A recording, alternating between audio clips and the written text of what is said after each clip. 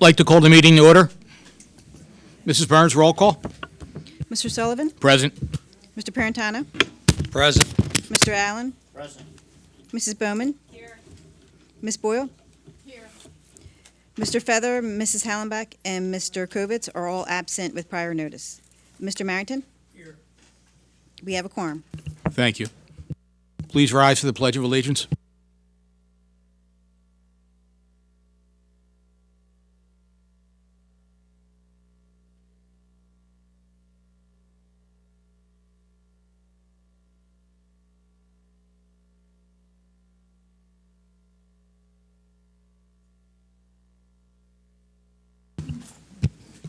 The board met in executive session this evening prior to this meeting to discuss matters of employment issues related to labor relations, and matters related to school safety and security.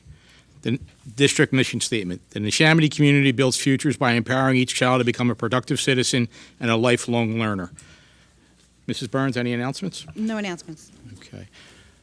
I do have one announcement tonight, as soon as I get it.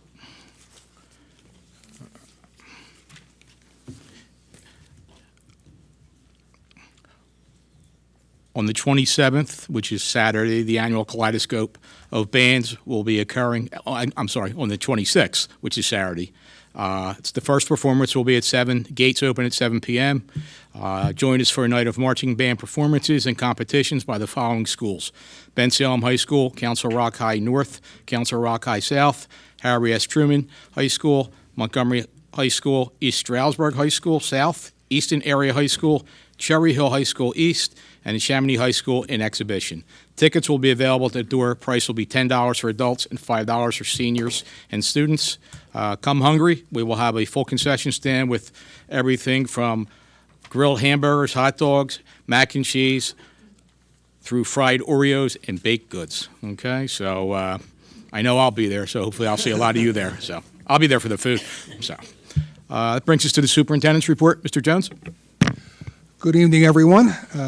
The superintendent's report has a number of items. I'll spotlight a few of them for you. The high school's silo pantry is doing a special food collection in honor of Janet Doherty, who, as business teacher, had started the silo food pantry program as a way to teach students that entrepreneurship can help solve social problems, including food insecurity. And so there's a list of items that are in my superintendent's report. Any non-perishable item would be welcomed. You can drop them off at the high school or at Hoover Elementary. They are also supporting that effort as well as part of their initiatives there. I want to point out that the Neshaminy Education Foundation probably stated at our last meeting, but restate here that they will have both Monday and Tuesday of election week, so the 4th and the 5th, holding a fundraiser at Bertucci's, Oxford Valley Mall, up to 25% of the total purchase price for lunch and or dinner, dine-in, take-out, or delivery. All will be donated to the Neshaminy Education Foundation, and they are a true supporter of our system here, and they support our teachers with some special mini grants. And so if you can participate, we greatly appreciate that. There's also an Eagles Cowboys, not the greatest week to be talking about that, but there's a ticket that 2 tickets being raffled off for the second game, and it's a December 22nd game, and the tickets are available at the main offices of the schools up through November 22nd. So again, that's all profits, all of that goes to the Neshaminy Education Foundation. Do encourage you to get out to vote November 5th, please. Remember, that helps across the board, but it is also school board elections as well. I attached to my superintendent's report a new state report related to later school start time.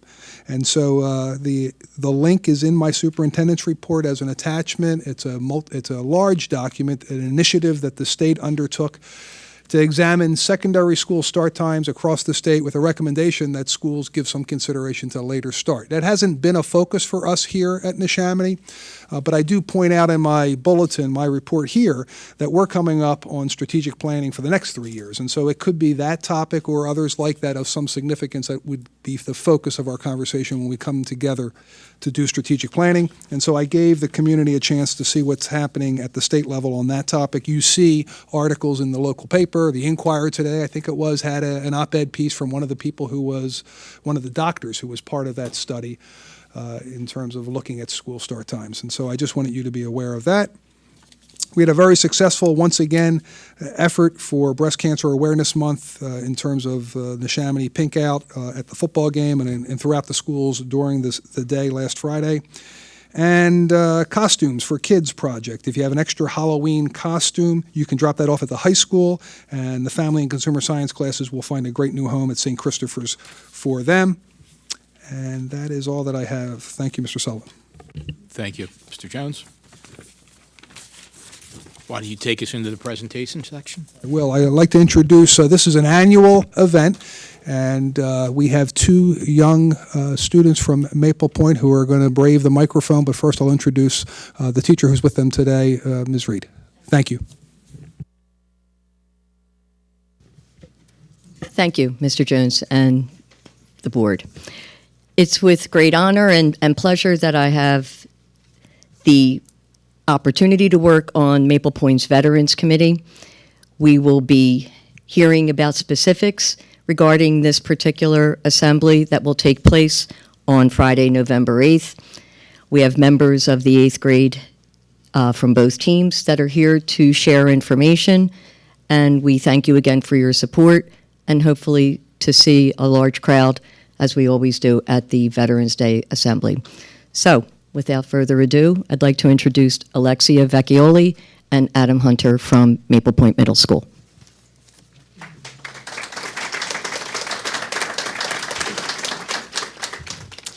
Good evening. I am Adam Hunter. And I'm Alexia Vecchioli. Maple Point Middle School will be holding its annual Veterans Day ceremony on Friday, November 8th, 2019. This is a wonderful way for our students and community to show appreciation for the sacrifices that our local veterans have made to celebrate the courage our veterans have shown in defending our country. The Maple Point staff and students would like to invite veterans in our community to attend the celebration at Maple Point Middle School the afternoon of November 8th.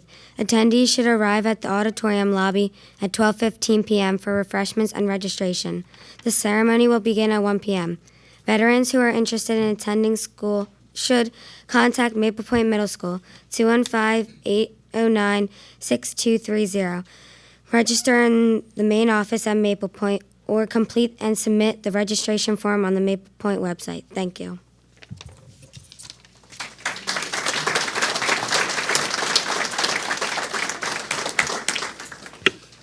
Just want to thank Ms. Reed and the students from Maple Point. Every year, students at Maple Point and their teachers do a great presentation with our veterans, and it's highly respected, and congratulations to another year of doing it. Thank you.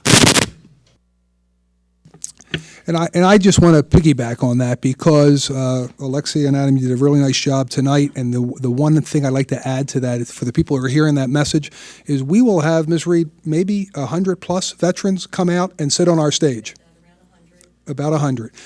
And so if you're hearing this message, if you're somebody listening, watching, or even if you're in our audience here tonight, and you have someone in your family who's a veteran, there are many people who connect with this program and come back year after year. Maple Point does a phenomenal job in connecting our kids to the history associated with some of these past unfortunate circumstances, the wars that many of them have served through, or even just the peacetime that people have chosen to serve for our country. And so if you know of someone, if you yourself are a veteran, I highly encourage you to get involved because it is a very, very uplifting, positive experience to be connected to this school, Maple Point, and the effort that they put forth. Thank you so much. Adam and Alexia, I often say after a student presentation, this is a good time to get home to do your homework. So if you're welcome to stay to watch this public event, but I know you probably have work to do. So thank you, Mom and Dad, for bringing them out. Thank you.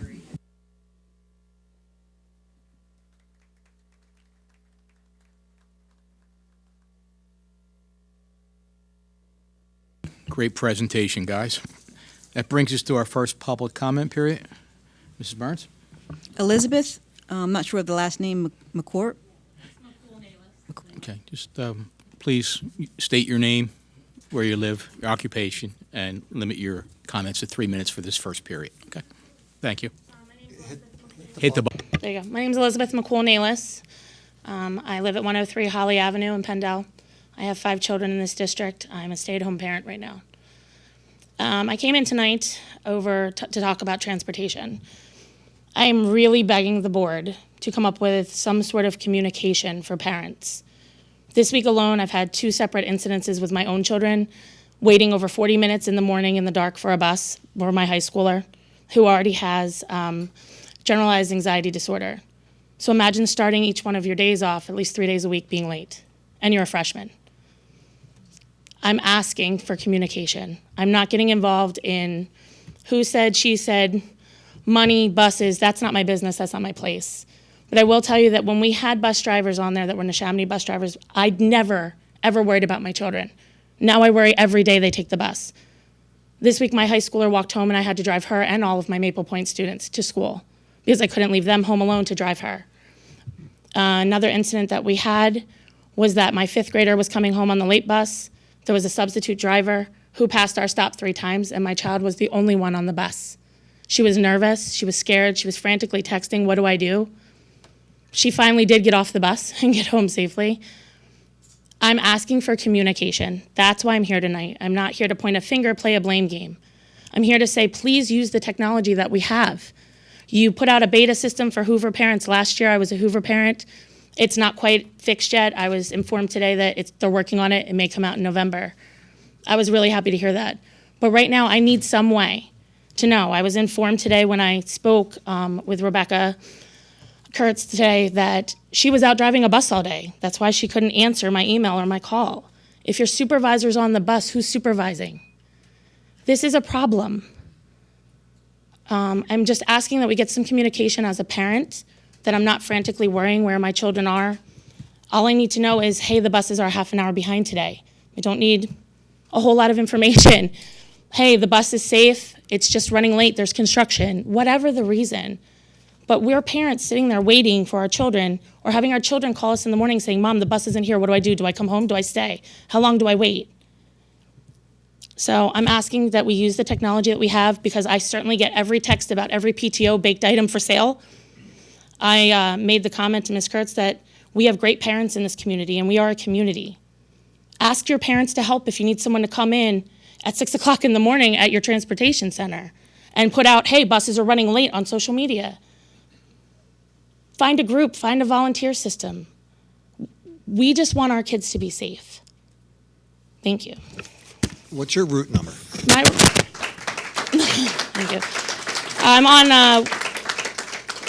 my Maple Point kids are on bus 39, and my high school is bus 10. We're Bellevue and Holly. Thank you.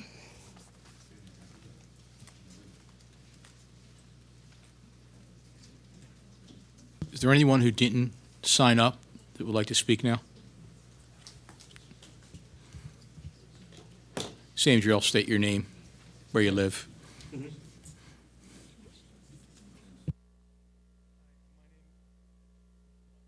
Oh, okay. My name is Frank Chrysanthus. I live at the top of the hill apartments across from Further Bar School. I have also a concern of I'm unemployed. So, what? Thank you. Being home sometimes when the school's dismissed and kids are being picked up, it's a very chaotic and somewhat dangerous situation, and the kids getting picked up. There's, I don't know if you're familiar with Further Bar School. There's no sidewalk on the school side from this east of Central to the school, and in front of the school, because there's a small divider like 3 or 4 inches high. People park there. They cut across. They're not supposed to. They drive. There's a lot of students who live on top of the hill. They just cross the street. It's a very haphazard situation. And I'm just concerned that, even though I don't have children, that at least I know of, that, that the school district needs to find a better way of parents picking up their students. They park in our parking lot. So they're crossing the street when it's busy. It's very, very chaotic. A lot of kids are walking around, and I'm just kind of concerned for safety's sake. Would you say that the kids are crossing, they're not crossing where the crossing guards are? Is that what No, you're saying? they're at the corner and right in front of the complex where the entrance to the school is. They cross there. There's no really sidewalk to walk up to the school. Yeah, they had to cut through the parking lot or through cars. And I'm just going, this is like ridiculous. And even though I don't have children, as a resident of the community, I see this is bad, and it had to be like that for several years. Especially with no sidewalk in front of the school. If I want to take a walk outside, when I come to the school, I have to cross the street or walk in the street, and I'm going like, why? No, thank you, and hopefully something will be done. I spoke to the principal, Andre Maduka, very nice person, and he suggested I come here. So hopefully that doesn't blame him. A very nice guy. Actually, we should have more principals like him. He addressed my concerns. Yeah, very, very good, excellent principal. If all the other principals in the district are like him, we're lucky to have him, people like that. And he tried, his hands are tied, he can only do so much, and he suggested I come here, and hence why I'm here. Thank you. No, thank you.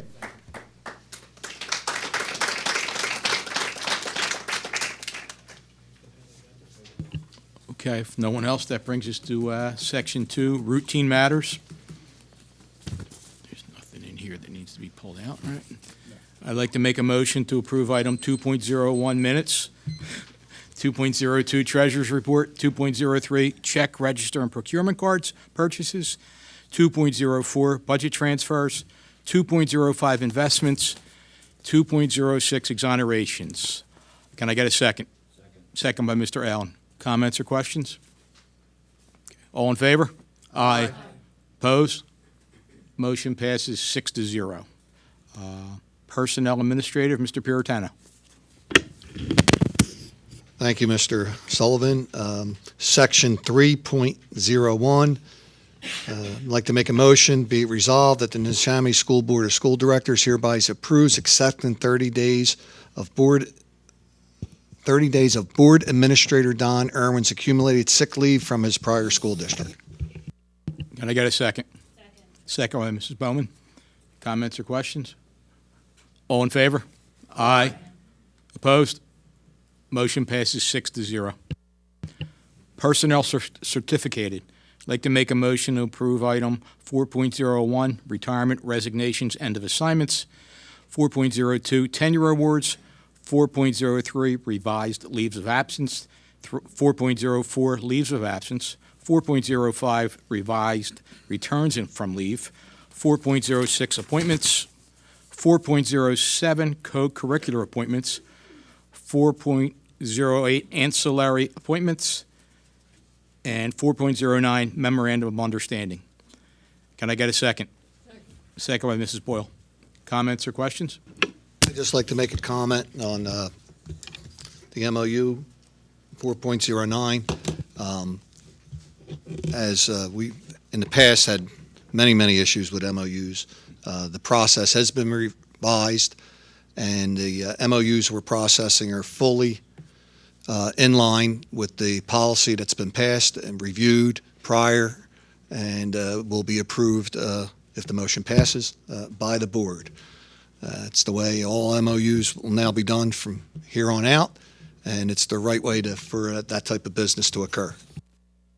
Thank you, Mr. Puritano. Any other comments or questions? Okay. All in favor? Aye. Opposed? Motion's passed 6-0. Personnel support, since Mrs. Hollenbach's not here, Mr. Puritano is going to fill in. Thank you, Mr. Sullivan. I'd like to make a master motion for personnel 5.01, retirements, resignations, end of assignments, 5.02, leaves of absent, 5.03, revised leaves of absent, 5.04, appointments, 5.05, co-curricular resignations, 5.06, co-curricular appointments, 5.07, ancillary appointments. Can I get a second? Second by Mr. Marrington. Comments or questions? All in favor? Aye. Opposed?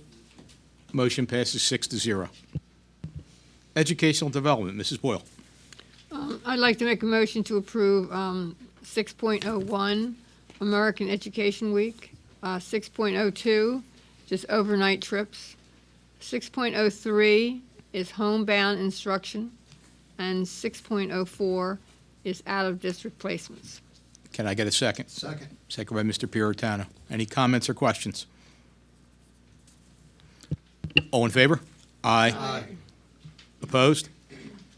Motion passes 6-0.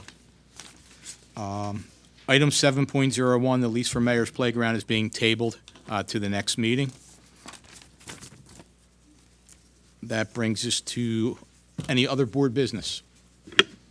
At this time, Mr. Sullivan, I'd like to know if we can take advantage of our administration that's present to discuss some of the issues that we've been experiencing in day-to-day transportation.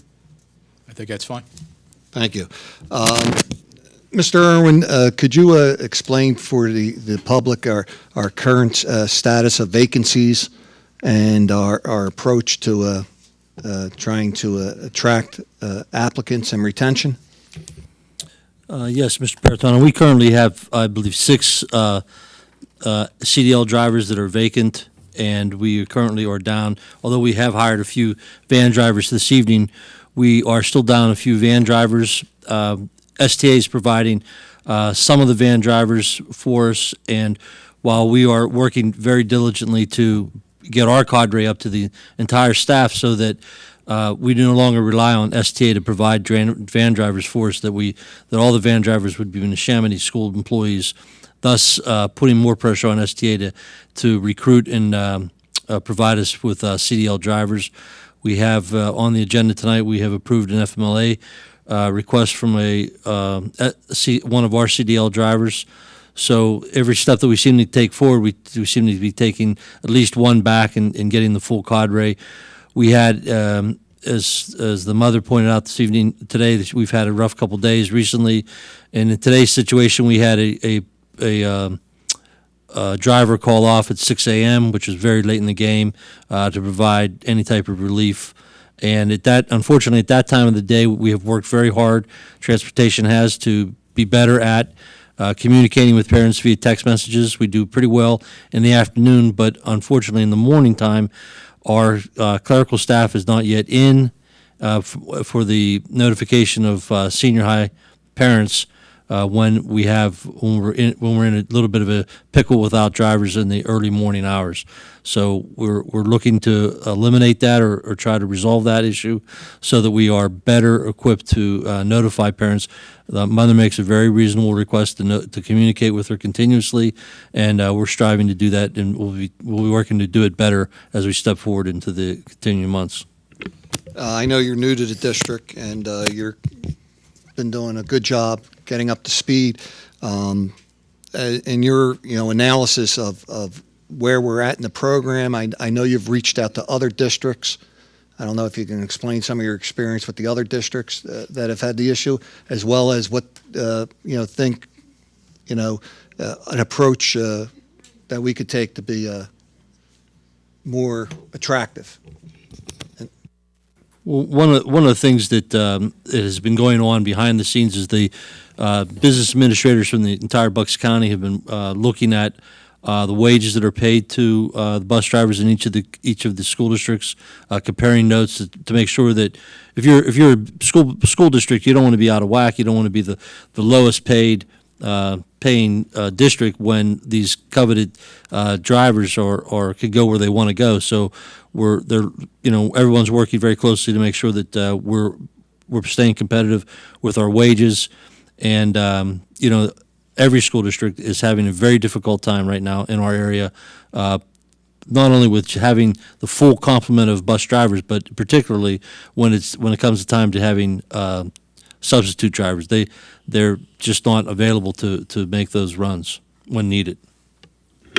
And when someone comes to us that already has a CDL or has their background checks federal and state approved, Are we ready to accept them right into the system? Absolutely, we'd take them today. All right. And otherwise, how the applicants come through the system?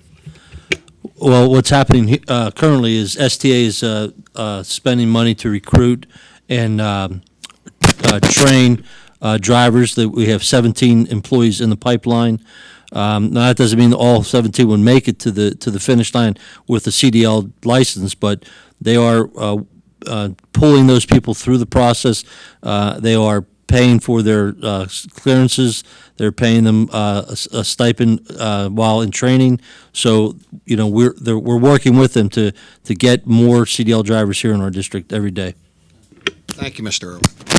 Mr. Taraska, could you speak to Mr. Irwin's issue about what happened this morning with the 6 a.m. call out? What does that do to the schedule for the rest of the day? Sure. Or the rest of the morning, I should say. Our dispatchers come in at 5:30, and at that point they listen to all the voicemails and they look at our online system for, it's called ASOP, people who call out, and then they try to figure out how are we going to get all the kids to school, because as you said in the beginning, we already start our day with 6 open runs. Now to keep in mind, 6 open runs doesn't mean just 6 runs back and forth to a school. A run comprises, when a bus driver does a run, there's tiers to that run. So they do a high school, a middle school, and elementary. So now we're already starting over with 6. So that 6 immediately turns into, in the morning, 18 runs. They have to figure out how the drivers who are supporting us are going to make all that happen. How are we going to get all these kids to school? So it's, and you have basically a half hour to figure all that out. So at 6 o'clock, our dispatchers are trying to figure all this out, tier run, so they look at, maybe like an example would be at a high school run, they'll say, okay, well, who's at the high school, who's going to finish the run the quickest, so I can tell them to go pick up another one to get that other run to get to the high school. And I'll do that for each tier, high school, middle school, and elementary. So it's a difficult thing to stack them like that and see what drivers are available. And our drivers are great, though, because they know what situation we're in. And if somebody gets done something early, they'll radio right in. Hey, listen, I was able to get done. What do you have for me? And on the fly, we'll start moving kids around. Now, if you ever ask yourself, well, how do you know what kids are going on what buses? We do track every kid to every stop. So if there was ever a problem, we could tell you who was supposed to be on that bus. And we could figure out exactly like what parents would be notified if there's ever a problem. So we do track all that. So at 6 o'clock in the morning, someone, and it can happen, somebody, at the last minute is supposed to be at work and something happens at home, they just can't make it and they call in, I'm not going to make it. Well, that just, our dispatchers are picking up. They're also, in an ideal world, the dispatcher wouldn't leave the office. They'd be there for the whole full day, but they're picking up runs too. They're trying to fill in where they can to make up for the, not enough drivers. So they're walking out the door with their keys at 6 o'clock in the morning. So all they basically have time to do is, okay, well, this person just called in sick. How are we going to split up real quick and get out the door?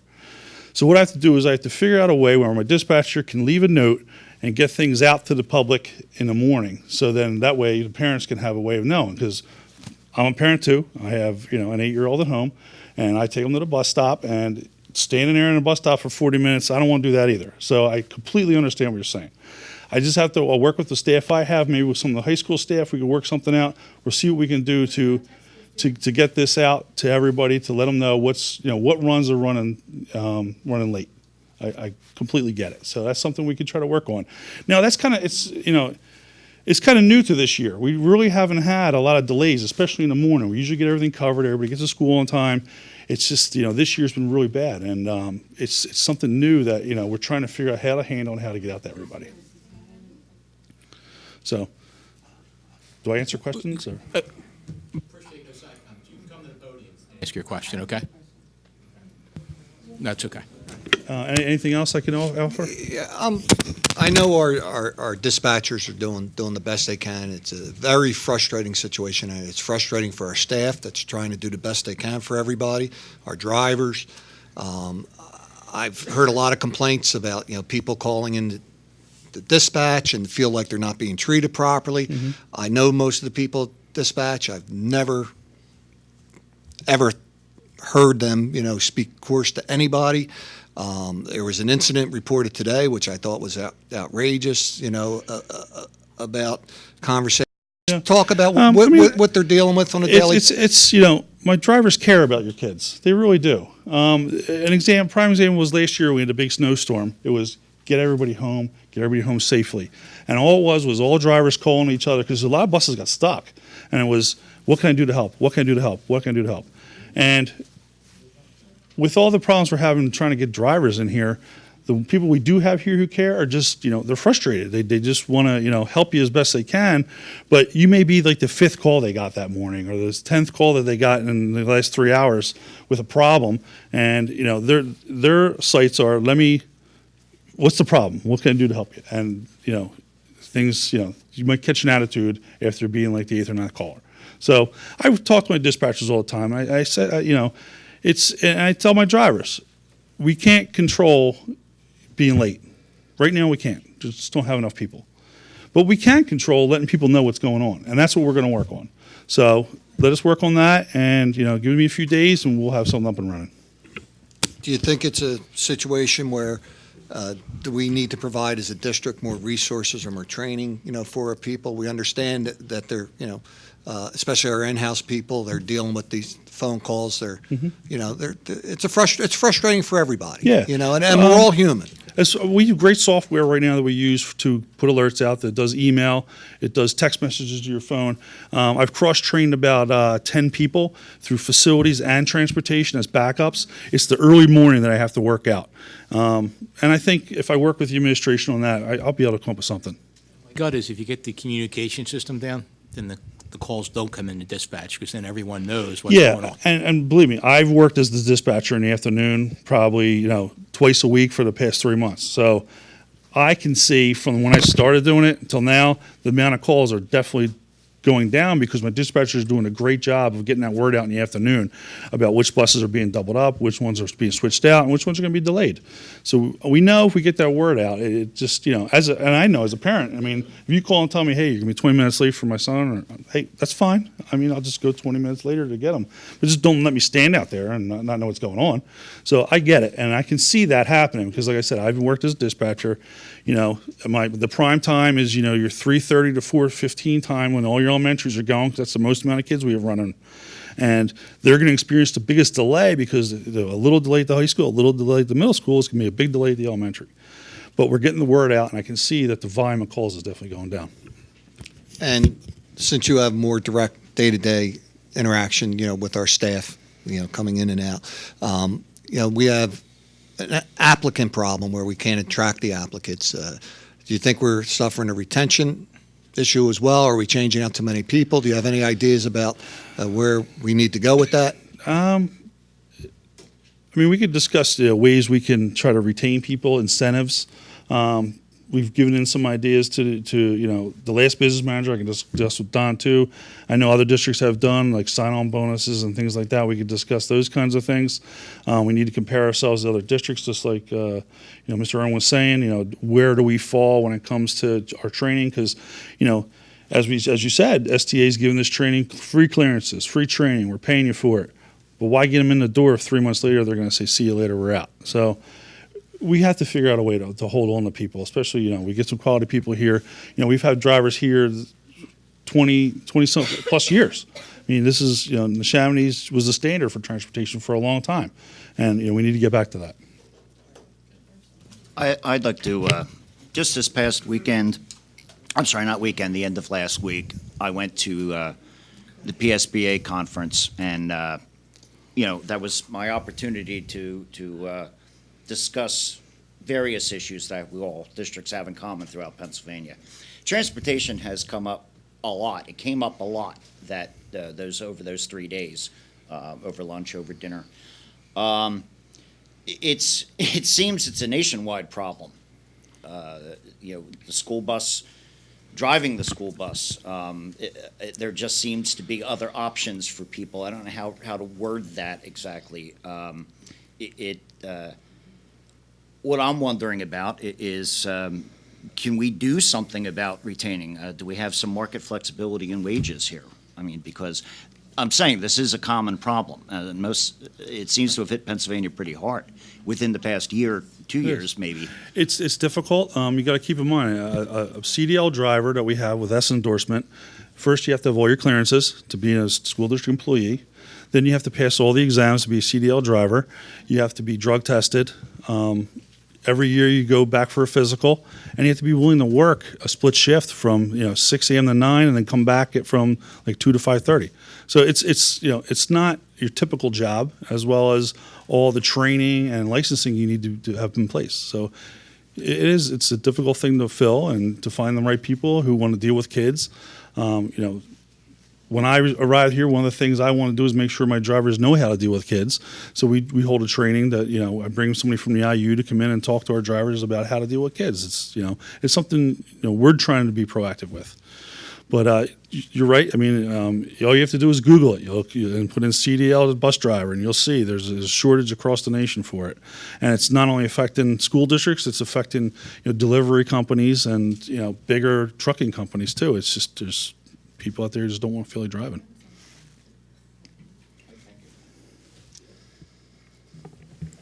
Mr. Traska, thank you. I know it's not easy to stand up and just talk That's fine. Like that, but I do want to add, we have 9,000 students that we're responsible for, 10,000 if you count our private school students, and no one's denying that we can do better, and no one's denying that we're in a tough situation when it comes to the CDL license situation, like many schools are.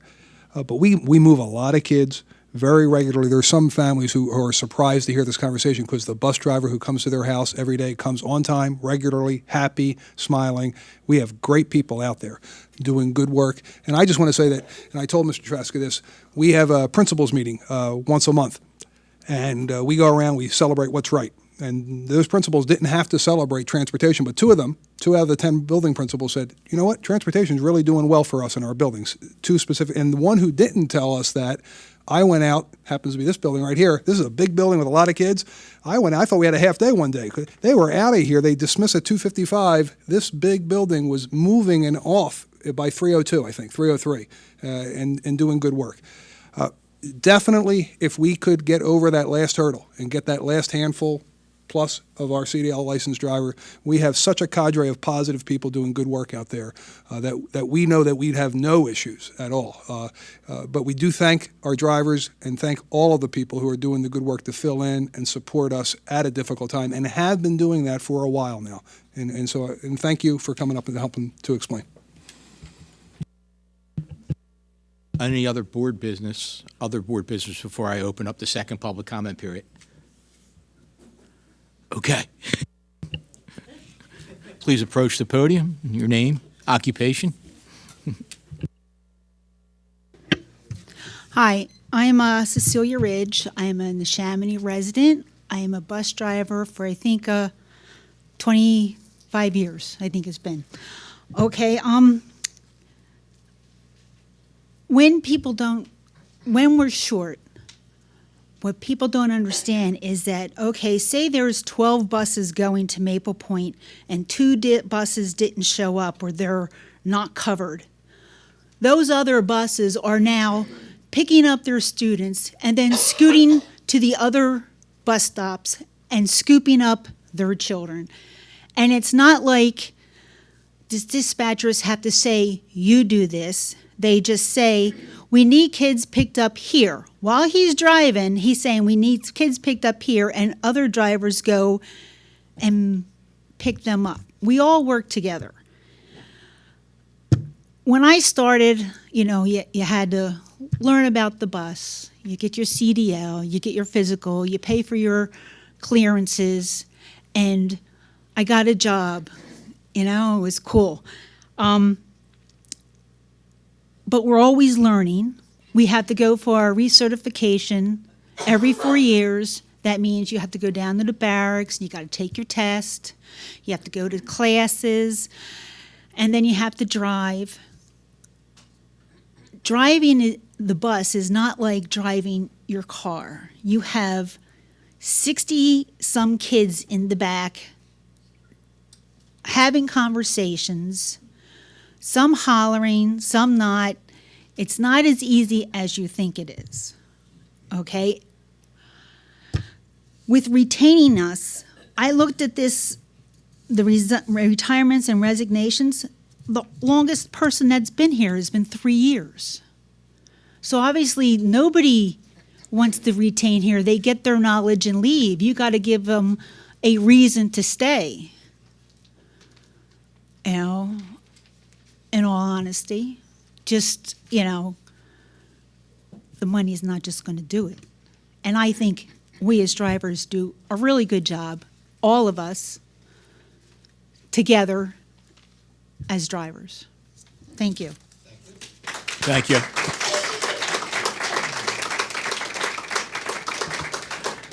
Okay, we're out of time.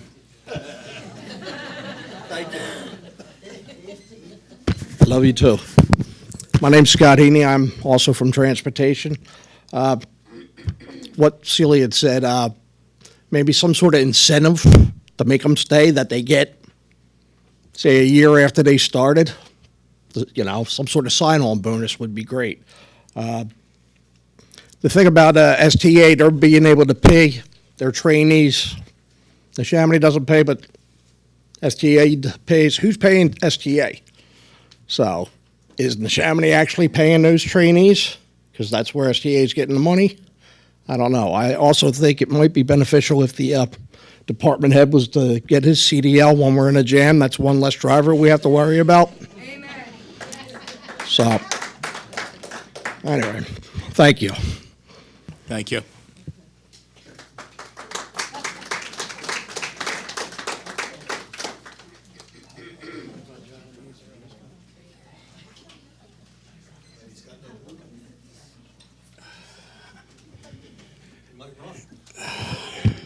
Yeah, that way. Good evening, John McGinley, President of the Neshaminy Education Sport Professional Association. While I understand economically Mr. Irwin's comments to move as many van drivers, or if all van drivers, to the Neshaminy pay scale instead of paying $32+ an hour to the contractor, which just emphasizes that you're overpaying for a service from an outside contractor. What I don't understand is the comment that it's to put the heat on STA to bring in more CDL drivers. The heat should be on the school district, as it's the school district students who are being transported back and forth. So you can call it a nationwide problem. You can call it a training issue.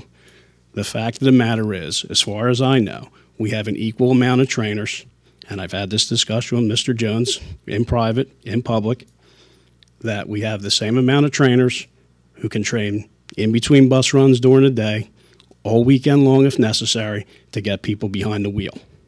And it seems that STA's trainers are training significantly more people than Neshaminy trainers are. And I know we have onboarded both sides, more trainers for the future. But these people that are trained are not staying. And that has been brought up to this board's attention in the past. We're paying our people, we're paying contractor people to train people to work for the contractor who then turn around and leave.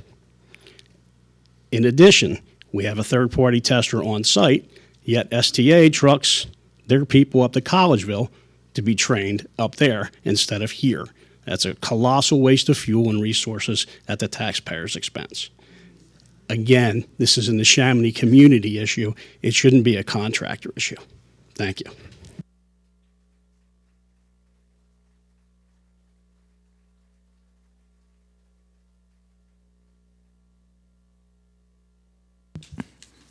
Anyone else?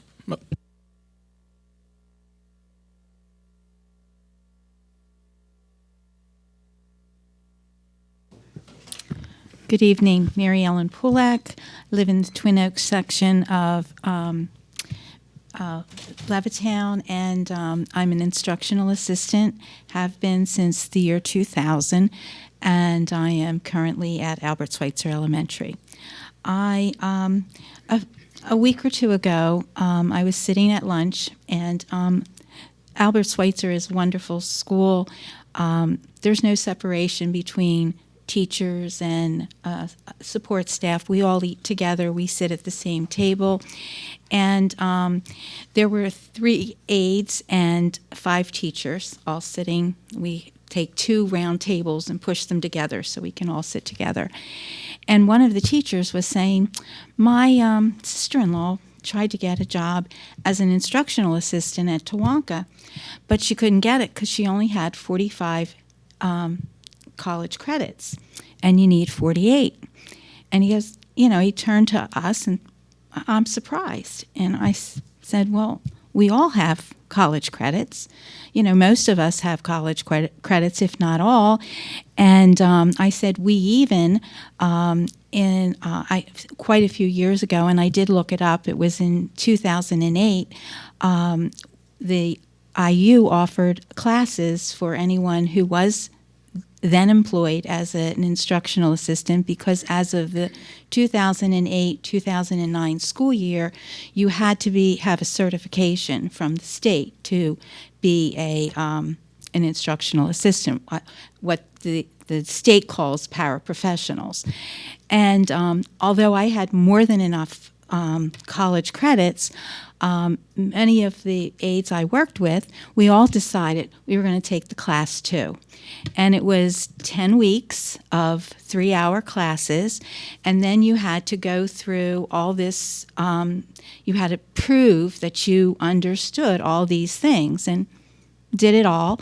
And, and then we have to have 20 hours of class every year, and I do that. Some years I have over 40 hours, because if it's something that will help the students I work with, we do it. All of us do it.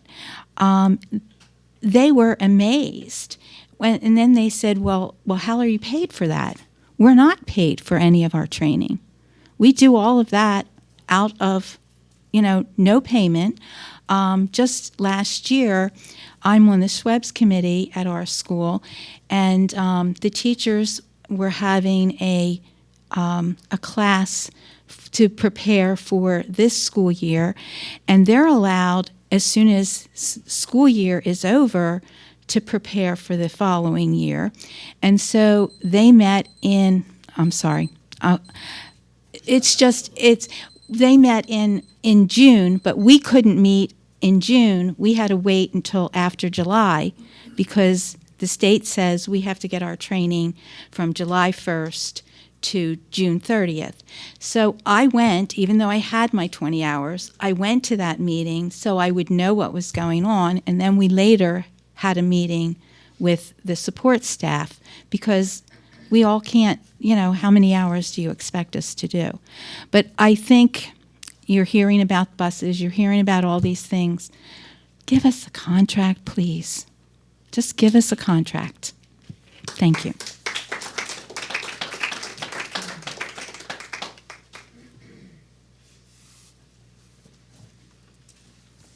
Good evening. My name is Marcia Cloud. It's on, yeah. Probably because I'm a little short. No. And this is my 17th year with the school district as an instructional assistant. And I just wanted to clarify a few things. Okay, number one, a majority of the support staff does not receive any medical benefits, okay, myself included. And number two, to piggyback off of what Mary Ellen said, instructional assistants are required to complete 20 hours of professional development every year without compensation. Okay, so for these reasons, I just find it appalling that our contract can't be settled, since the school district is saving not only on medical benefits, but also 20 hours of professional development for each instructional assistant, okay? Also, recently I saw in the newspaper that a nearby district commented about their support staff saying, "You're very valued members of our community." And their superintendent added, this school district would cease to function without its support staff. Now, does the Neshaminy School Board not feel the same way about their support staff? Thank you for your time, and really, let's move forward and settle our contract.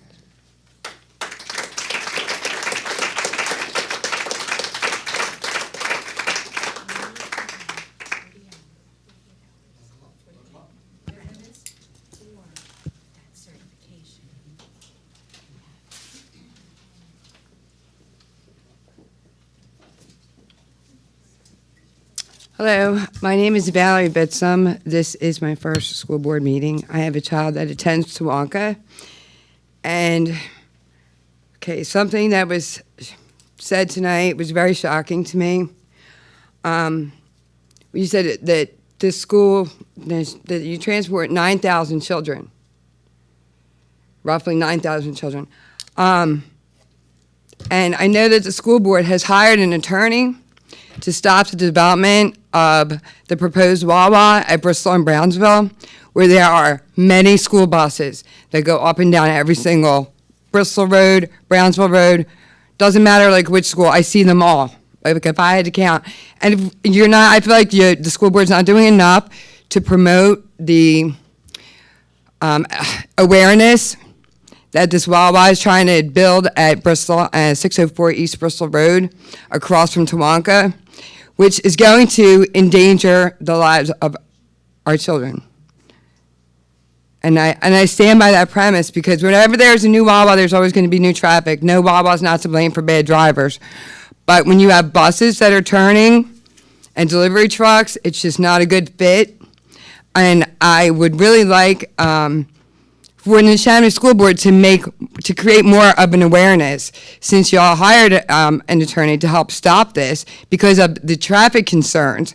But my main concerns are the children, because children are going to get killed ultimately. And I will be damned if any child is going to be a casualty or collateral damage because of this. It's not going to happen, not on my watch. I mean, people are already not respecting bus drivers, not stopping. They're going around, they're hitting kids.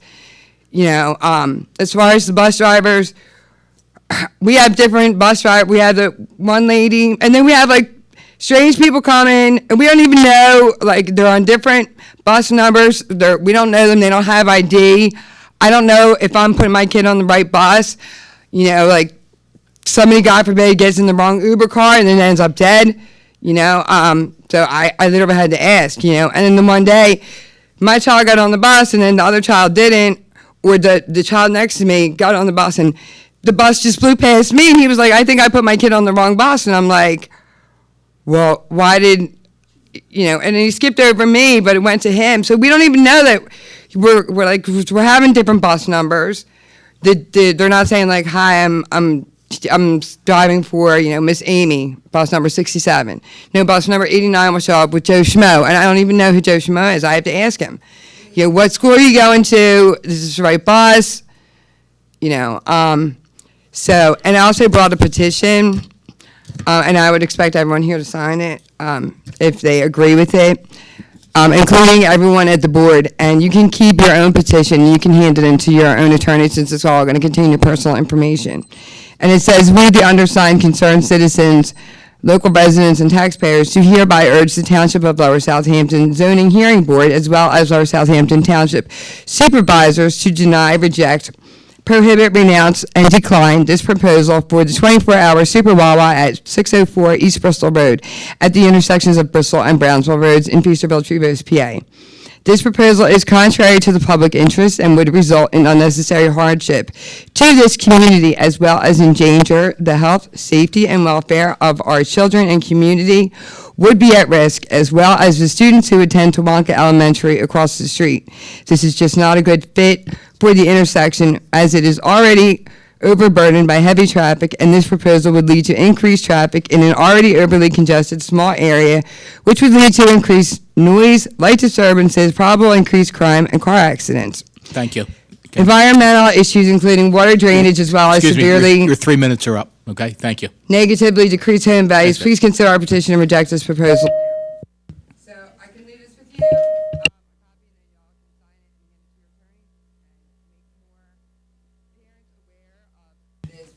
You used your 3 minutes are up. Okay. You didn't answer my question. There is no question.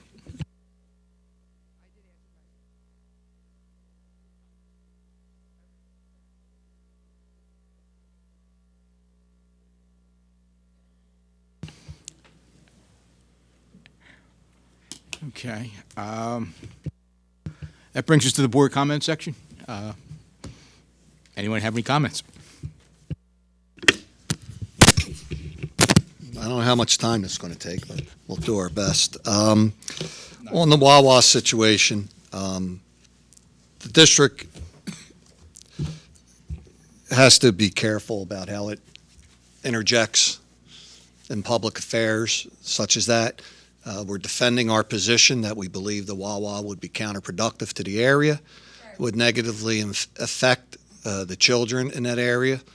As far as our responsibility on notification of the issue, that may be something that's above our purview, but that may be something we can discuss with our administration to see if that's something that we can do. I would hope that anyone that lives in that area, would come out and agree that it's not something that should happen. But if they know, well, it's also the township's responsibility to publicize it. Excuse me, Right. it's not, the meeting's not interactive, so Right. he's talking now. All right. So we'll do a little bit more checking on that, and we'll see what we can do as far as that goes. Thank you. To the mom who came up and talked about the communication issue, I think our administrators have a good idea of what you're looking for. Mr. Traska explained about the implementation concerns and how he may have to address it. You're 100% correct. We need to do a better job at that, and I know Mr. Trask and his staff are going to work to try and implement something that will be beneficial to everybody as far as that goes. What else we have here? The issue about the sidewalk at Fertibar. I don't know if that's a township issue or it's our issue, but it's definitely something we can bring up in our facilities committee. We have a facilities committee that meets to deal with those type of issues. I know Mr. Jones will inquire more with the administration at that building to find out if there's we can use better crowd control or have more people out to watch the students as they exit. I don't like the idea either of the kids just crossing the street randomly. But I'm familiar with the area, and with no sidewalk, going east, down to Central Avenue, you don't want to tell them to walk in the street either. So we'll have to look into that and see. We'll deal with that in the facilities committee. We'll see how we can deal with that. The issue of the bus drivers. Look, I don't know anybody that hasn't said we appreciate the work our support staff does every day. Okay, that's different than us coming to a resolution on a contract. Okay, that's a totally different aspect. That's both sides using the bargaining process. We're in the middle right now of meetings. It has been extremely difficult to align the open dates with the state mediator, with the dates that are available from the representative from NESPA and the representatives of the school district. We are now pushed back to November 20th to get our first negotiation meeting. So it's what? Yeah, and then we have a date right after that too, but it doesn't come to my mind right now. December 5th. Thank you, John. It's not the association's fault. It's not our fault. It's just in these type of negotiations, you have to have specific people at the table. The state negotiator covers a wide range in Pennsylvania. I think there's only 2 of them or 3 of them, and they have limited dates available. So we tried in October. Every date in October got pushed back, and we thought we had one for the 6th of November, but that got pushed back too. So it's not for a lack of trying on either side to try and come to a faster meeting to iron out the problems that are available. We have plenty of items on that contract that are already tentative agreements. And one of the tentative agreements that are pending deals with the recognition that the district may need to change due to market conditions. We're in an economy right now where unemployment is at historical all-time lows. The labor pool is shrunk drastically, and there's a competition everywhere for applicants. I'll be first to admit that we definitely need to look at some of our scale for retention purposes, and maybe some bonus type purposes to attract people in areas where they're hard to get. CDC, the biggest issue right now in the marketplace. The adoption of that marketplace agreement was dealt with in the fact finders report. It was in the preface of the fact finders report. It's 7.5. Will allow the district more flexibility working with the association to be able to attack those market rates and adjust them in an upward fashion where deemed necessary. We have to reach a conclusion on the contract for that to come into play.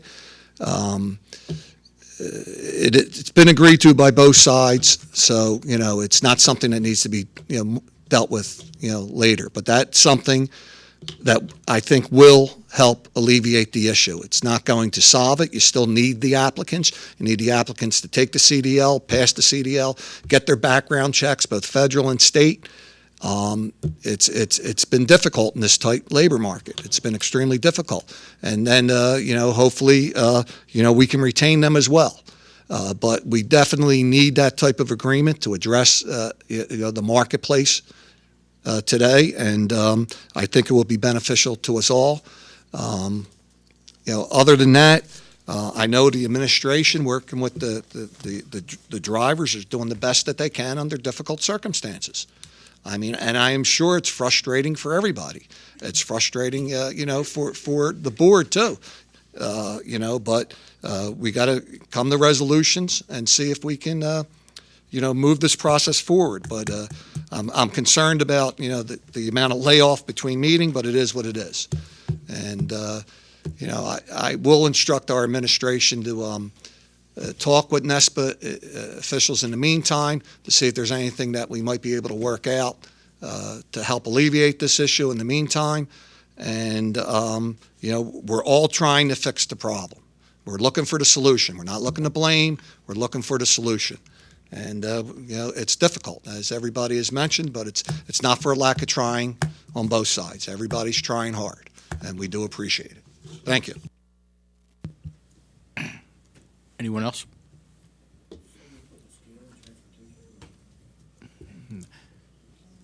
Okay. No other comments? I like it. John? Good. A bit off topic, but I want to circle back around to the Veterans Day ceremony on November 8th, Maple Point. I want to reiterate what has been said in the presentation the children gave. It's one of my favorite days in Neshaminy. There's gym night's another one, homecoming, but this day at Maple Point, I think I went to my first one maybe 2-3 years back, and it's become a bit of a tradition, as Mr. Jones pointed out last year. So you're here again. So I really get upset if I feel I'm going to miss it. Just coming and being able to interact with our veterans, and more importantly, watch our students interact, and the pride they take in showing off their schools, showing off the program, and getting to talk to past generations who have put their lives on the line for this country. It's a moving experience, and I do want to say, if you know of a veteran, it always surprises me. I actually had a conversation with a gentleman last year who said, I had no idea, that this was going on. My grandson came home from school and said, hey, are you going to come to my school? And he was like unaware. So I just, don't take it for granted. If you know a veteran, please have them fill out the form so you can be recognized and come out Maple Point November 8th. Thank you. Comments? I just want to mention one thing real quick. I just want to acknowledge Mr. Allen for going up to the PSBA conference in the rain. Well, it seems to be doing a lot of that. It was 2 days you spent up there? Yeah, Wednesday, Thursday, and Friday. 3 days. That's 3 days you missed work, you went up, and you tried to increase your education to bring back to us to help the administration manage the district better. And I just want you to know it doesn't go unnoticed, and I appreciate you making that effort to do that. Let me speak on it a little bit. If you're not aware, the conference from the School Board Association encompasses a number of different school districts on the they put together what they call education seminars, and they're like 75-minute periods. There's, I believe, 4 of them through those 3 days. And they cover a variety of topics, and you get to talk to different school districts and different approaches to common problems throughout Pennsylvania. And it's a bit of an eye-opener. Some of the, again, common issues we all have and some of the unique solutions. So unfortunately, you can't attend all the sessions. So I tried to pick ones that I thought were pertinent to our district and, of course, the tech school who I went for. And then a couple keynote speakers who were interesting in their way. And then at the end of the conference, I sat as a delegate for the tech school and cast a vote for the policy and legislation of the School Board Association moving forward, which includes some, our stance on charter form reform, PSER's funding issues, and streamlining the PlanCon project, which would have helped. Again, it's a legislative agenda. I'm not sure that all of my attendees understood that they weren't actually legislating change, but the fact that we are trying, and I was quite pleased with the way that meeting went, and that whole conference went. So, thank you. Thank you. Okay. I'd like to make a motion to adjourn. Second. Second by Mr. Puritano. All in favor? Aye. Meeting's adjourned.